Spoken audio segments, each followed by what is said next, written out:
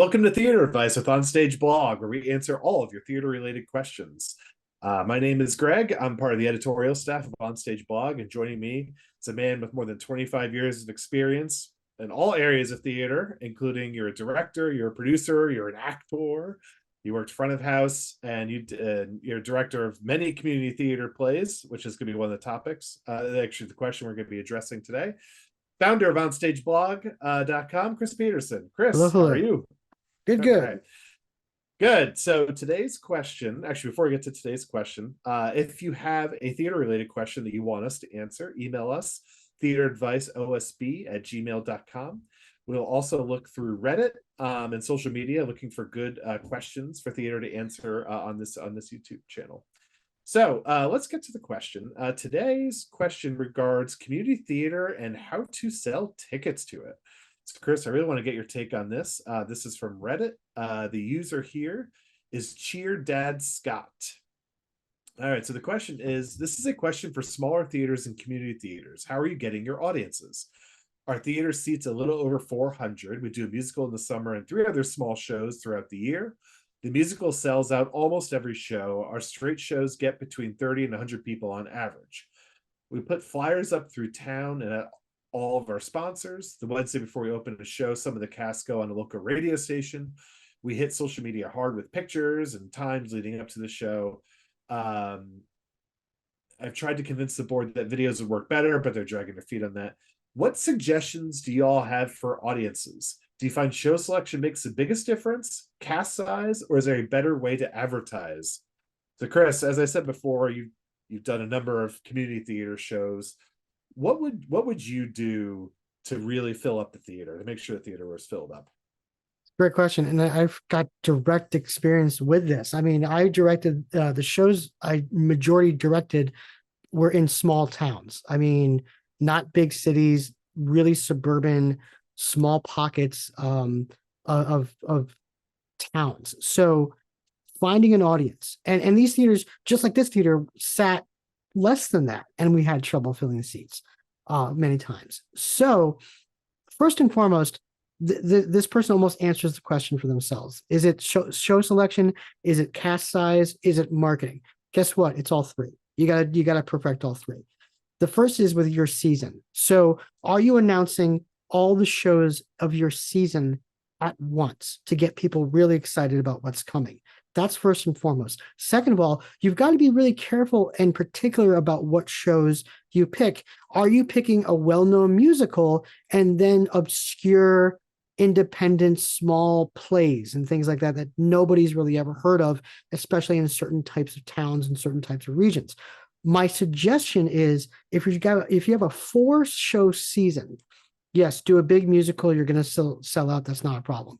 B, with the plays, you go and you pick different types of shows for each slot. So you can definitely do an old chestnut, so to speak, like a Odd Couple or a other Neil Simon or other playwrights are escaping, Christopher Durang and things like that, so that are well known to many people. Do one of those shows. Then it's not a bad idea to do a show around a specific holiday. So a lot of the community theaters that I worked at in Connecticut did a Christmas themed show around Christmas because people tend to want to go out and do Christmas or holiday themed types of events. So that never really hurt. There was one theater that did the same holiday show every single year. Every single year they did the same. It was based on a Dr. Seuss book, like Christmas at Mulberry Street or something like that. There's a play version of that, and they performed it every single year. But it sold out all 9 performances they would do every single year because it became a tradition. It became a tradition in that town. So you build a tradition there. And then if you want to do something that's more experimental, that's more out there, maybe something more avant-garde, sure, do that. And then expect and understand that maybe 30 to 100 people might come every single performance. But this way you've prepared for that. You understand that. And maybe you configure your theater a little bit differently to allow that type of audience. So then instead of doing a gigantic proscenium arch deep theater with multiple rows. You put all the rows on stage and create a black box type of feel if you're only expecting 30 people to this thing. So there's a lot of different ways that you can formulate that. And then it goes back to casts. So, the thing with community theater is people that are in these shows are going to have friends and family that are going to come see them because it's cheap. I mean, the most expensive community theater ticket I've ever seen was $30. Most of them are lower than 20. So you're going to get family, you're going to get friends, you're going to get significant others. So the bigger cast that you have, the more people that you're going to have show up. When I directed certain shows, I always made sure to pick shows that had 10 or more cast members. So this way I knew they would at least have multiple people coming each night. One actress I used to cast, her name was Kristen. She had the most supportive work environment ever because anytime she did a show, she had like multiple coworkers come to every single performance and they would take up an entire row of the theater. So I knew if I cast Kristen in a show, she would bring with her at least a couple hundred people to come watch her perform. So I was like, okay. But she was also a very talented actress. So I was gonna say, are you admitting that talent didn't win the I mean, audition? if people knew who I was talking about, they would be like, oh yeah, I mean, you're gonna cast her no matter what. She was one of the best actresses in the area. But people would come in droves to see her perform, to support her, which was great. So cast size is important, especially when it comes to community theater. And then finally, marketing. Here's the thing with community theater and marketing in town. You have to know your town.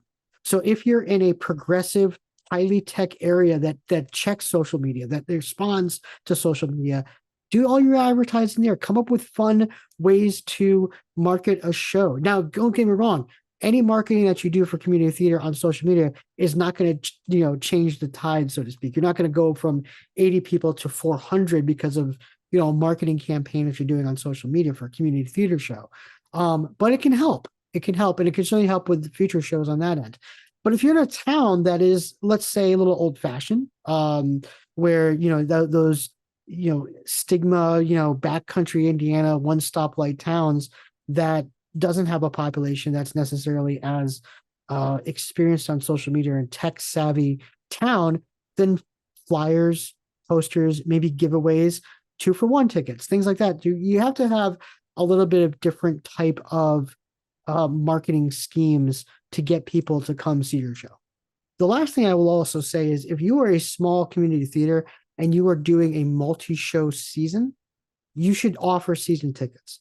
Like you should absolutely have some sort of season package. So this way, at the very least, you're guaranteeing revenue for every single show that you have that season. Even if those people don't end up showing up for one of those shows, that's okay. They still pay for their seat. So have a season ticket option. Have you ever had a challenge? Well, I've done this question. Have you ever had a challenge getting a specific type of audience to the show, or has there ever been a concern getting a specific type of audience to the show? One thing I've seen in theater, social media is, especially for non-musicals, only senior citizens are showing up to plays, where it's just like they're the only ones that come, and we want to try to get a younger audience. Have you ever been worried about that, or is it just whoever comes? I'm happy for any type of person, even if it's all 100% of a particular demographic. I mean, there were performances that I knew. Okay, Sunday afternoon matinees. It's what I call the blue hair audience. It's the senior citizens, the elderly are coming to a show like that. There were times where I was hoping for younger audiences. So I directed a show called Boeing Boeing, which is a sex farce that's set in the 1960s. And I was hoping for a younger audience that would find a lot of that stuff hilarious and funny. And thankfully we got it. Large in part because the people I cast in the show were young people, and had a lot of friends that were in the same demographics. So they came and brought more and more people, and it was great. I directed another show called Private Eyes, which is probably the biggest mistake I've ever made as a director. It's a great play, but no one's ever heard of it. And it's a very avant-garde staging, like it's very symbolic. Nothing's really cohesive in a lot of different ways.